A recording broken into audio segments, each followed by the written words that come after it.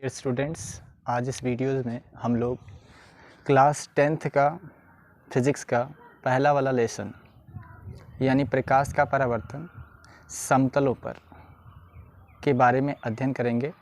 इस वीडियोज़ में हम डिस्कस करेंगे प्रकाशिक माध्यम क्या होता है, प्रकाशिक माध्यम को कितने भागों में बांटा गया है। उसके बाद डिस्कस करेंगे हम आपसे प्रकाश किरण क्या होती है, प्रकाश पुंज किसे कहते हैं, प्रकाश किरण को कितने भागों में डिवाइड किया गया है। लगे हाथ हम ये भी देखेंगे कि प्रकाश का परावर्तन क्या होता है और उसमें जो भी पॉइंट्स आएंगी प्रकाश के परावर्तन से रिलेटेड कि अभिलंब क्या होता है, परावर्तक पृष्ठ किसे कहते हैं, आपतित किरण क्या होती है, आपतन कोण क्या होता है, इन सारी बातों पे 1 बाय 1 डिस्कस करेंगे। तो आइए स्टार्ट करते हैं आज का ये सेशन।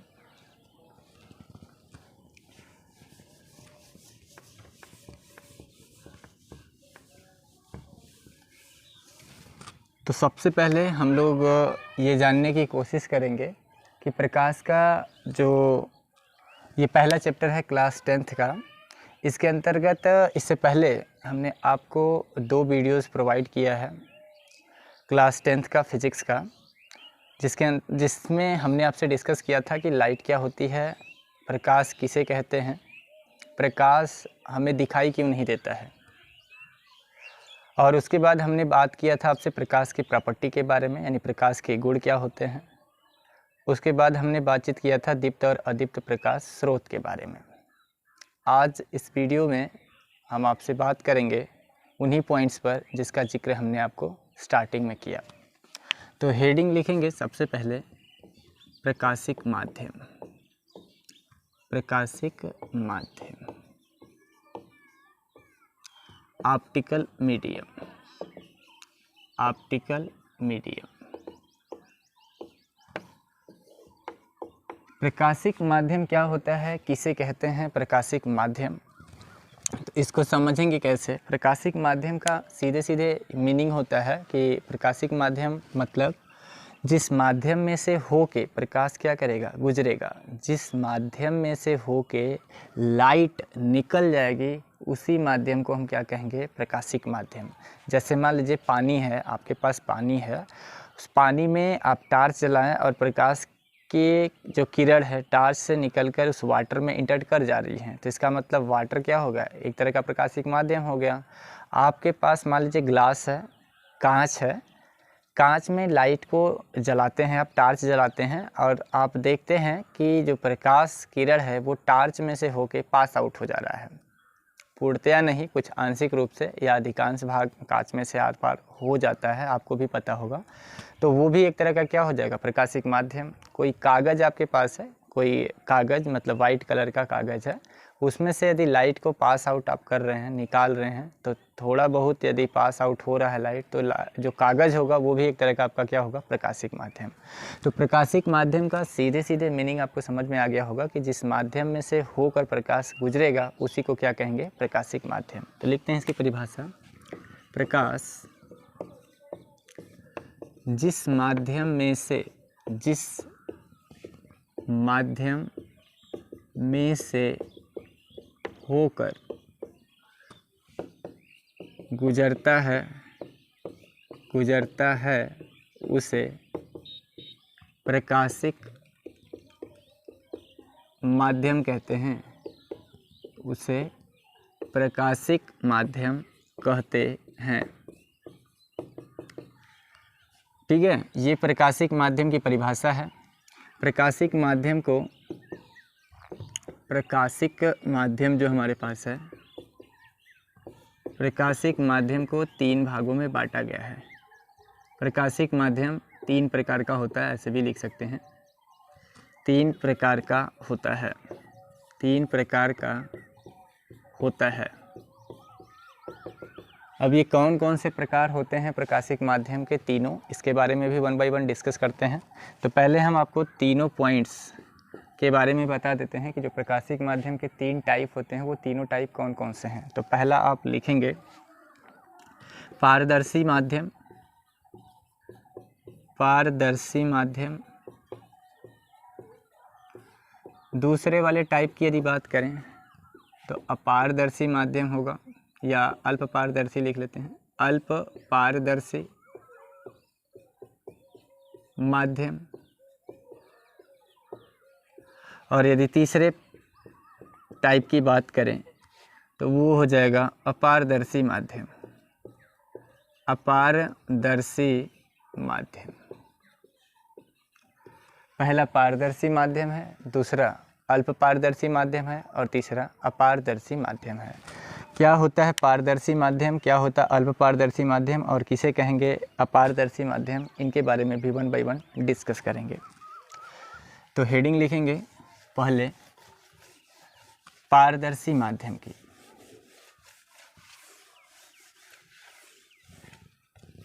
पहले आप हेडिंग डालिएगा पारदर्शी माध्यम। क्या होगा समझिए, लिखिए पारदर्शी माध्यम। इसको इंग्लिश में क्या कहेंगे तो ट्रांसपेरेंट कहेंगे। क्या कहेंगे? ट्रांसपेरेंट मीडियम, ट्रांसपेरेंट मीडियम, पारदर्शी माध्यम। ट्रांसपेरेंट अर्थात पारदर्शी माध्यम का क्या होता है तो आपको पता होगा कि पारदर्शी का मतलब होगा जिसमें से अधिकांश लाइट, जिस माध्यम में से हो के अधिकांश प्रकाश क्या हो गुजर जाए, उसी को क्या कहेंगे पारदर्शी माध्यम।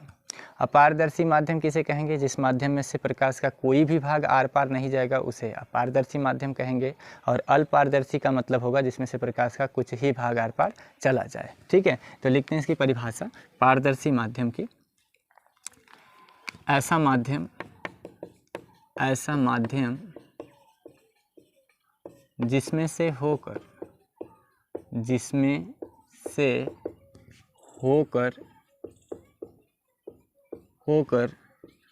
प्रकाश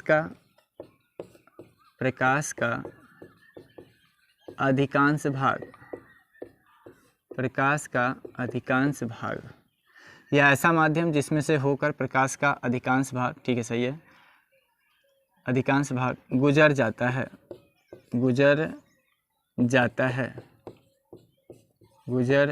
है उसे पारदर्शी माध्यम कहते हैं। उसे पारदर्शी माध्यम कहते हैं। अब आप कहेंगे कि ऐसा कोई माध्यम का एग्जाम्पल दीजिए जो पारदर्शी हो, जिसमें से लाइट का अधिकांश भाग पास आउट हो। तो जैसे करके लिखिएगा, जैसे में आप लिख सकते हैं कांच।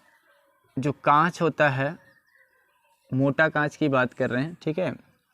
जो कांच होता है उसमें से अधिकांश लाइट क्या होगी पास आउट हो जाती है, निकल जाती है।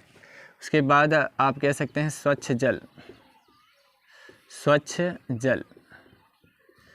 जल कौन सा जल होता है तो वर्षा ऋतु का जो जल होता है, सबसे ज़्यादा स्वच्छ जल यदि आपसे पूछा जाए कि सबसे ज़्यादा प्योर वाटर क्या है तो वर्षा ऋतु, यानी जब पानी बरसता है और पानी जब धूल में न मिलता है, बरसने के बाद वर्षा जब होती है तो वो जल मिट्टियों में मिल जाने के बाद अस्वच्छ हो जाता है। लेकिन जब तक वो मिट्टी में नहीं मिला है तब तक सबसे प्योर वाटर उसी को माना जाता है, वर्षा के जल को। तो कांच हो जाएगा, स्वच्छ जल हो जाएगा। ऐसे और भी तमाम उदाहरण हैं जिनमें से लाइट का अधिकांश भाग आर पार निकल जाता है। 100% तो किसी में से नहीं निकलेगा, ऐसा कोई पदार्थ ही नहीं है जिसमें से आर पार 100 का 100% लाइट निकल जाए, लेकिन अधिकांश लाइट इन सब माध्यमों में से होके निकल जाएगी। ठीक है, तो कांच कह सकते हैं, स्वच्छ जल आपका है, ये सब में से अधिकांश जो लाइट होगी वो आर पार निकल जाएगी। आगे बात करते हैं पारदर्शी माध्यम के बाद अपारदर्शी माध्यम क्या होता है, उसकी डिफिनीशन लिखते हैं। तो यहाँ पे हम इसको इरेज करते हैं।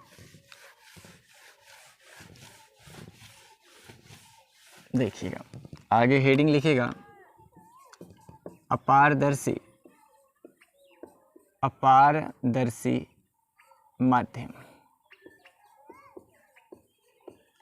अपारदर्शी माध्यम को इंग्लिश में ओपेक कहते हैं। क्या कहते हैं? ओपेक। ओपेक मीडियम, अपारदर्शी माध्यम। अपारदर्शी का मतलब आपको खुद समझ में आ रहा होगा, अ मिस होता है नहीं, पारदर्शी मतलब आर पार। तो ऐसा माध्यम जिसमें से प्रकाश का कोई भी भाग आर पार न गुजरे, ऐसा माध्यम जिसमें से प्रकाश का कोई भी भाग आर पार न गुजरे, उसी को क्या कहेंगे? अपारदर्शी। जैसे आपके पास तमाम उदाहरण हैं कि लाइट, कोई ऐसा मीडियम बताइए जिसमें से लाइट इस पार से उस पार न जाए, तो आप कह सकते हैं दीवार है, घर के मकान की जो दीवार है वो हो जाएगा। ये जो बोर्ड आपके पास दिखाई दे रहा है, यदि हम बोर्ड के इस साइड लाइट को जलाएं तो क्या लाइट उस पार चली जाएगी बोर्ड के? नहीं। ईंट, पत्थर, लोहा, है ना, जितनी भी निर्जीव चीज़ें हैं, अधिकांशतः जो भी आपको अधिकांश चीज़ें दिखाई दे रही हैं दैनिक जीवन में, उनमें से अधिकांश चीज़ें जिस पे आप टार्च जलाओ और लाइट एक पार से दूसरे पार न निकल के जा पाए, तो वो सब के सब किस कैटेगरी में आते हैं? अपारदर्शी की कैटेगरी में आते हैं। तो लिखते हैं परिभाषा, ऐसा माध्यम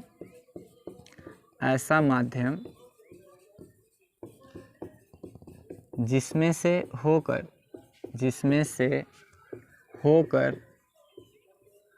प्रकाश का कोई भी भाग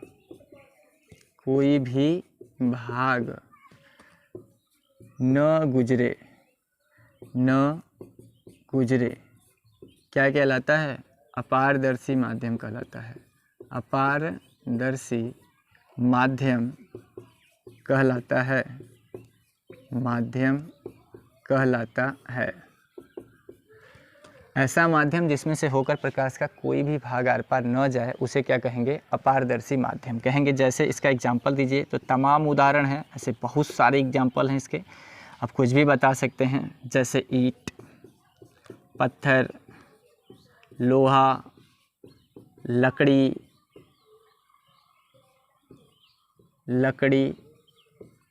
ETC, है ना, इत्यादि ऐसे तमाम उदाहरण हैं जो अपारदर्शी माध्यम के क्या हैं? उदाहरण।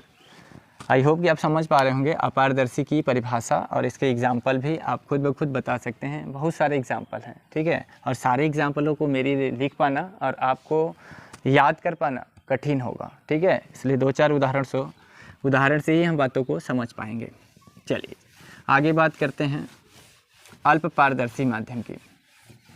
अल्प पारदर्शी माध्यम क्या होता है उसके बारे में लिखते हैं। अल्प पारदर्शी माध्यम, इसको इंग्लिश में कहेंगे ट्रांसलूसेंट मीडियम।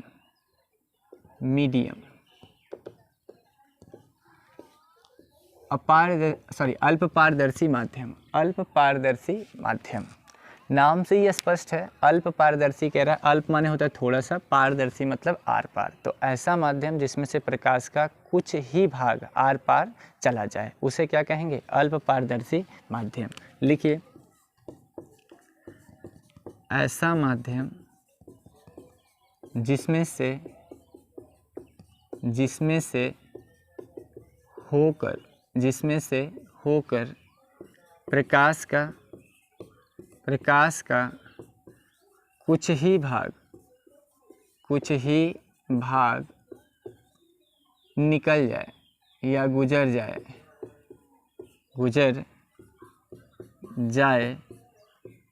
अल्प पारदर्शी माध्यम कहलाता है। कहेंगे जैसे बताइए, तो जैसे इसका एग्जाम्पल हो जाएगा आपके पास घिसा हुआ कांच। जब कांच जो होता है उस पे बहुत ज़्यादा आप उसे घिस देंगे, रगड़ देंगे, तो वो जो कांच होगा उसमें से बहुत ज़्यादा लाइटनिंग पास आउट नहीं होगी, अल्प मात्रा में ही लाइट पास आउट होती है। घिसा हुआ कांच है। उसके बाद आप कह सकते हैं तेल लगा हुआ कागज़।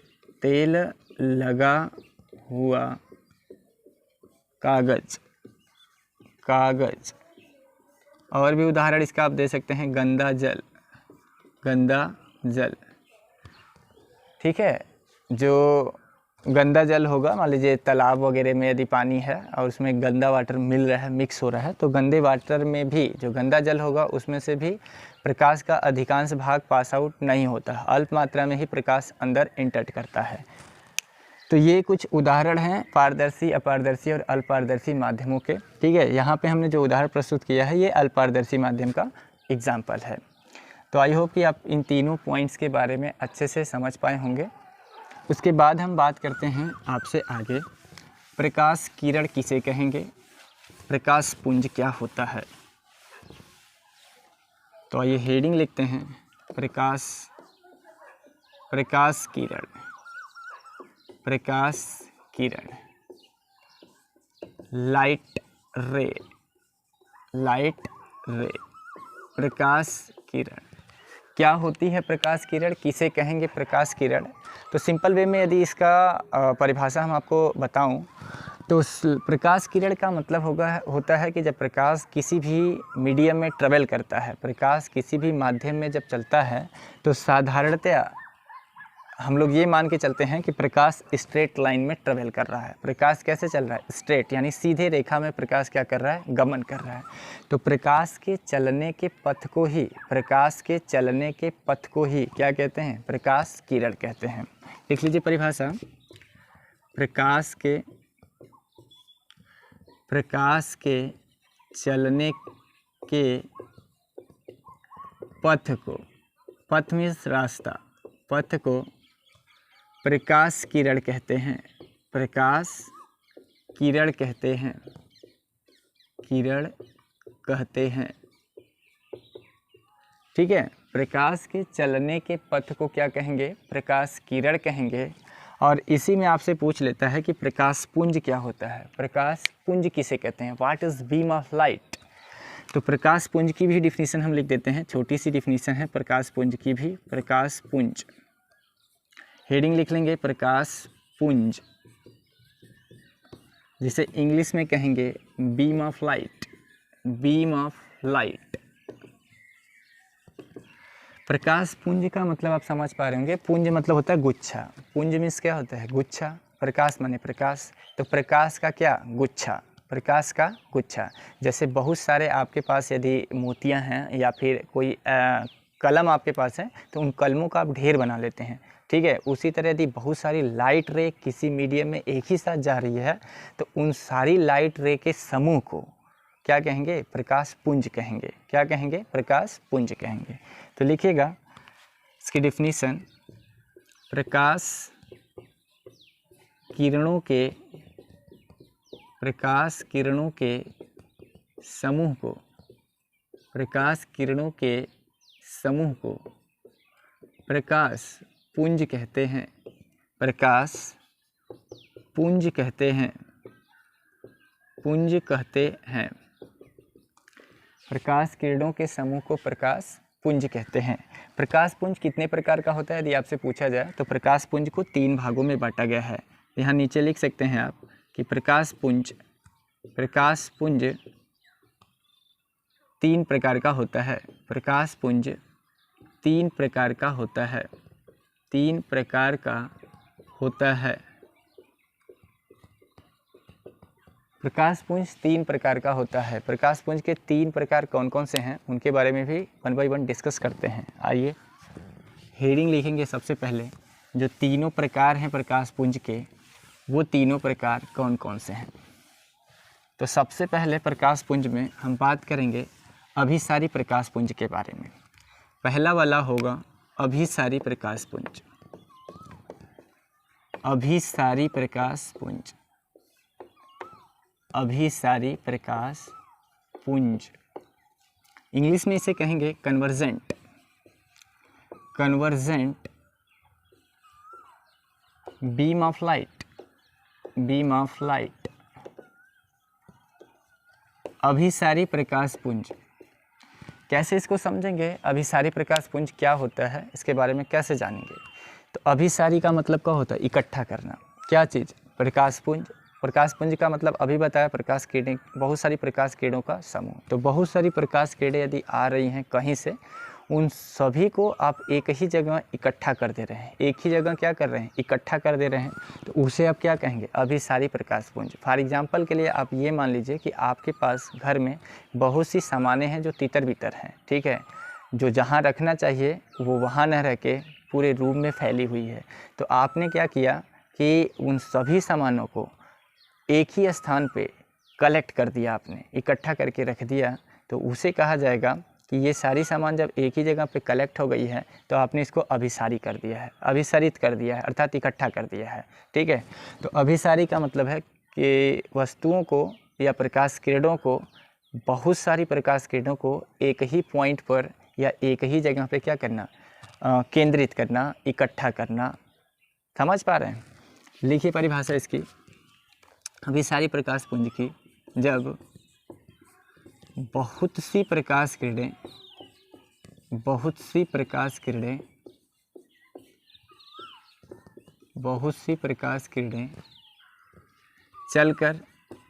चलकर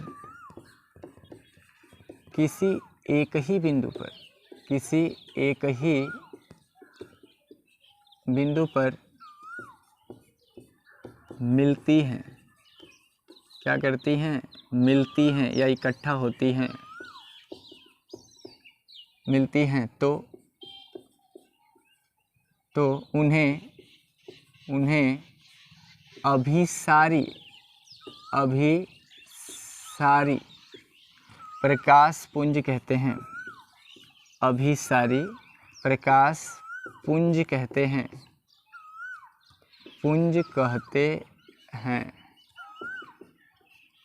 अब कहेंगे जैसे समझाइए।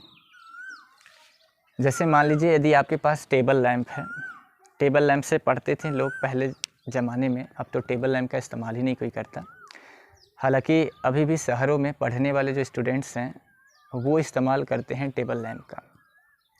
टेबल लैंप एक प्रकार का ऐसा लैंप होता है, जब उसे आप जलाएंगे तो उसमें से जितनी भी लाइट रे निकलेंगे, उन सभी प्रकाश किरणों को आप चाहेंगे कि वो जो प्रकाश किरण उसमें से निकल रहा है वो सारा का सारा प्रकाश आपके बुक पर ही हो, जहां आप पढ़ रहे हैं, कहीं अलग नहीं होना चाहिए।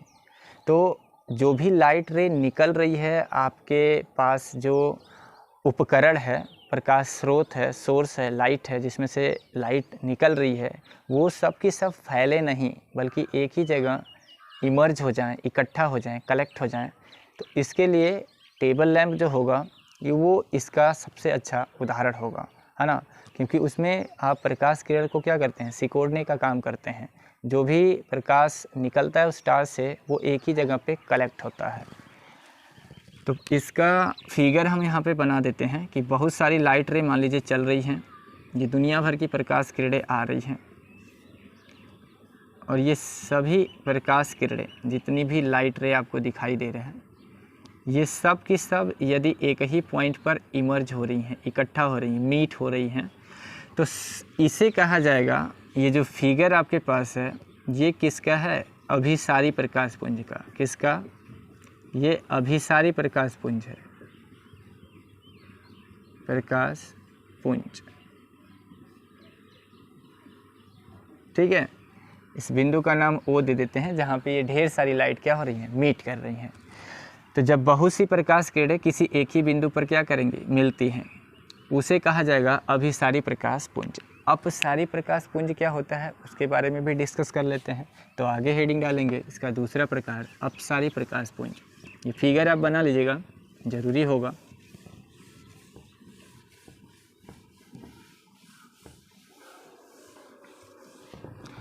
इसका सेकेंड टाइप लिखेंगे अपसारी प्रकाश पुंज, अपसारी प्रकाश पुंज, अपसारी प्रकाश पुंज। इंग्लिश में इसे कहेंगे divergent, divergent beam of light, beam of light, divergent beam of light.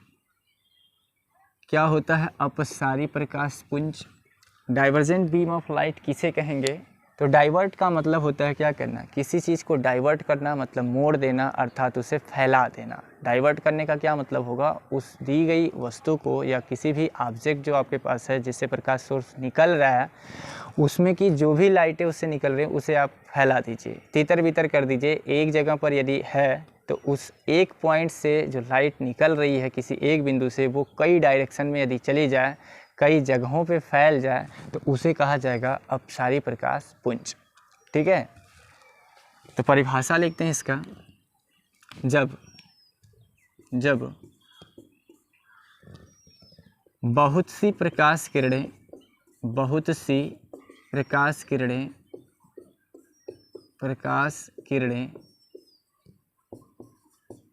किसी एक ही बिंदु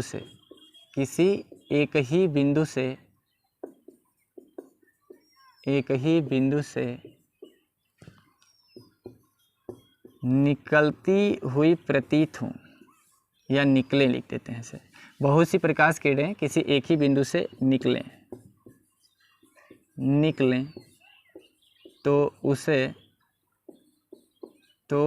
उसे अपसारी प्रकाश पुंज कहते हैं। अपसारी प्रकाश पुंज कहते हैं। अपसारी प्रकाश पुंज कहते हैं। अपसारी प्रकाश पुंज कहते हैं। समझ पा रहे हैं? कहेंगे सर इसका फिगर बना दीजिए। तो मान लीजिए कोई अपसारी प्रकाश पुंज का ये कोई बिंदु है और यहाँ से बहुत सारी लाइट रेज क्या कर रही हैं, निकल रही हैं। बहुत सी प्रकाश किरणें विभिन्न दिशाओं में क्या कर रही हैं, फैल रही हैं। तो आपसे पूछा जाएगा कि अपसारी प्रकाश पुंज का फिगर है या अभिसारी का। तो आपको देखना है कि क्या ये सारी की सारी लाइट जो इसमें डायरेक्शन दिखा रहा है इस तरह से यहाँ से निकल रही हैं, इसकी तरफ आके मीट हो रही हैं। तो पता लगेगा कि इस बिंदु से सारी की सारी लाइट निकल रही हैं, तो ये अपसारी प्रकाश पुंज का फिगर हो जाएगा। अपसारी में क्या होता है, अपसरित करना मतलब होता है फैला देना, यानी कोई चीज़ एक जगह पे कलेक्ट है, आप आए और उसे इधर उधर फेंक दिए, ठीक है, तितर बितर कर दिए, तो वो क्या होगा, अपसारी प्रकाश पुंज की भांति कहलाएगा। या आपने वस्तुओं को क्या कर दिया, अपसरित कर दिया है, तितर बितर कर दिया है। अगला थर्ड पॉइंट लिखते हैं, समांतर प्रकाश पुंज। पॉइंट नंबर थर्ड लिखिएगा, समांतर प्रकाश पुंज। समांतर प्रकाश पुंज। समांतर प्रकाश पुंज, इंग्लिश में इसे कहेंगे parallel beam of light. Beam of light, parallel beam of light, समांतर प्रकाश पुंज। पैरेलल बीम ऑफ लाइट क्या होता है, तो समांतर प्रकाश पुंज का मतलब होगा जब बहुत सी प्रकाश किरणें एक दूसरे के समांतर चलेंगी तो उसे कहा जाएगा समांतर प्रकाश पुंज। कहेंगे जैसे, पहले इसकी परिभाषा लिखिए, जब बहुत सी प्रकाश किरणें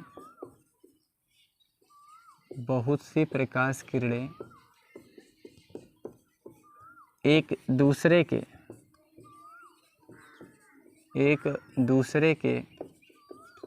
समांतर चलती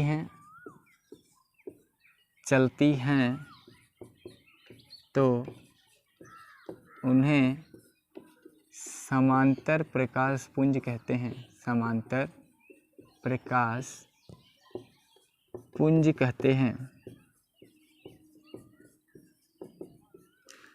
इसका फिगर हम बना देते हैं। ऐसे मान लीजिए ढेर सारी लाइट क्या है, एक दूसरे के पैरेलल ट्रैवल कर रही है।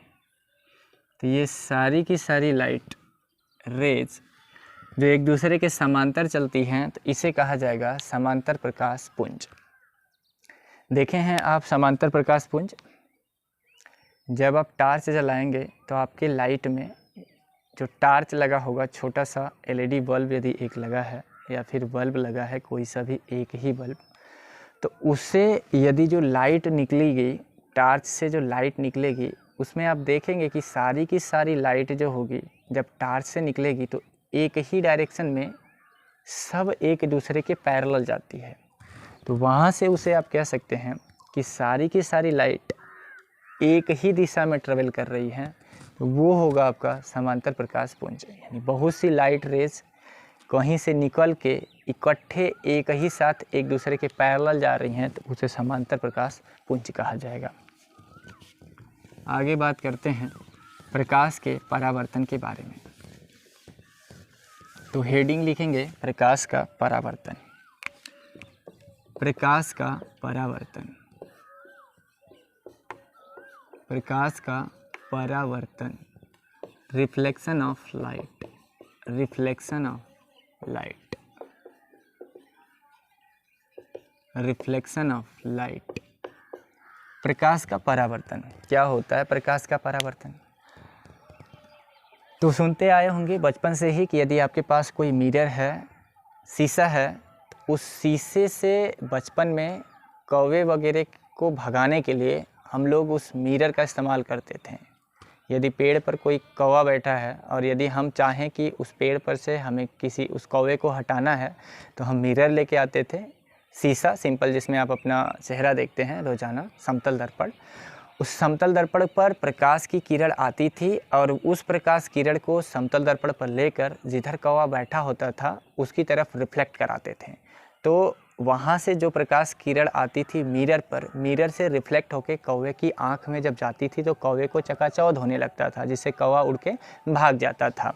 तो वहाँ पे प्रकाश का परावर्तन की घटना होती थी, लेकिन बचपन में हमें पता नहीं था कि ये प्रकाश का परावर्तन है या अपवर्तन, क्या हो रहा है हमें वहाँ पे मालूम नहीं था।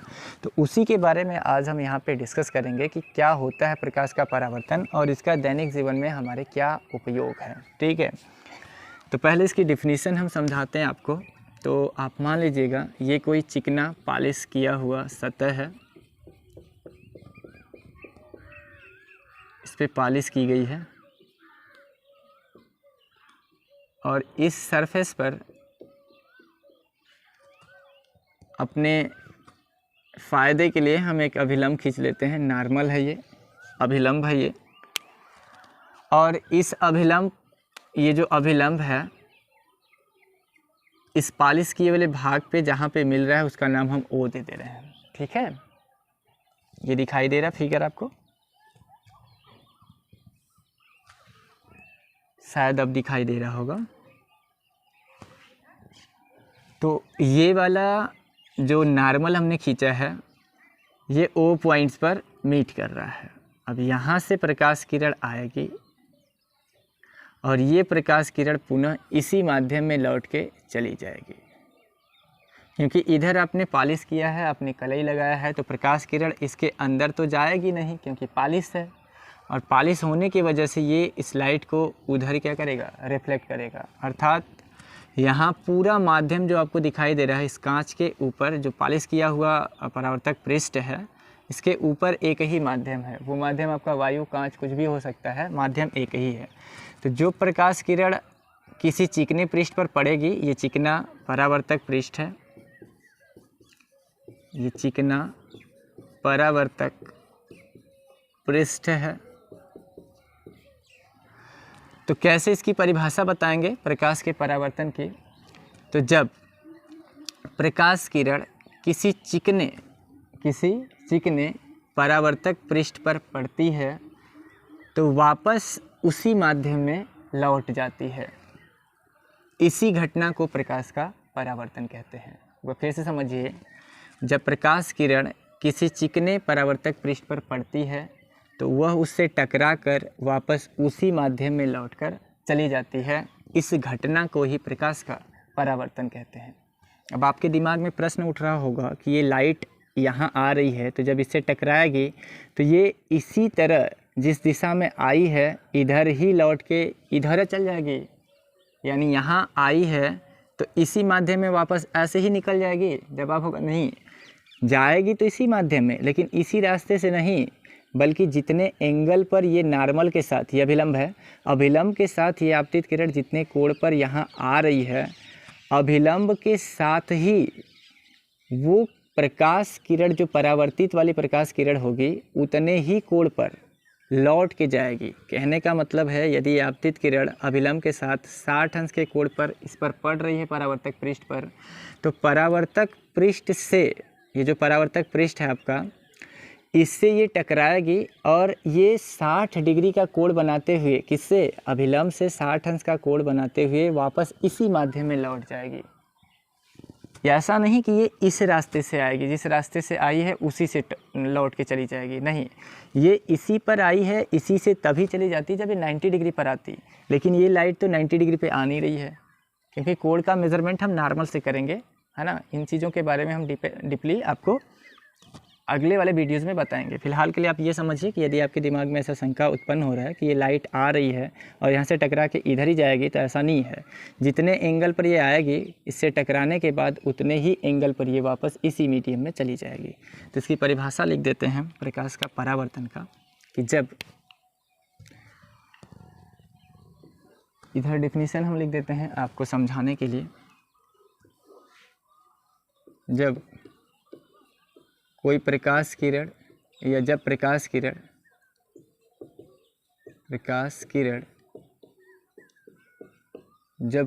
किरण किसी चिकने परावर्तक पृष्ठ पर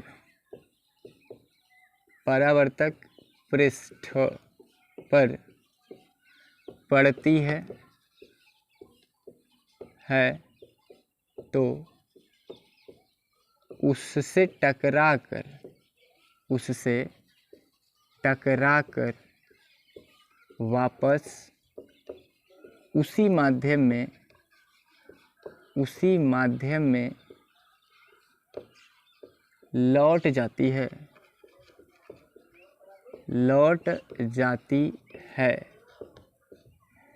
इस घटना को ही प्रकाश के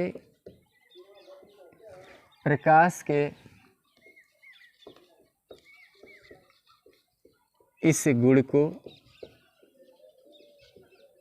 प्रकाश का परावर्तन कहते हैं। प्रकाश का परावर्तन कहते हैं। समझ पा रहे हैं? तो आज के लिए बस इतना ही करते हैं इस वीडियोज़ में। शेष चीज़ें हम आपको नेक्स्ट वीडियो में कवर करेंगे। तो आज के लिए बस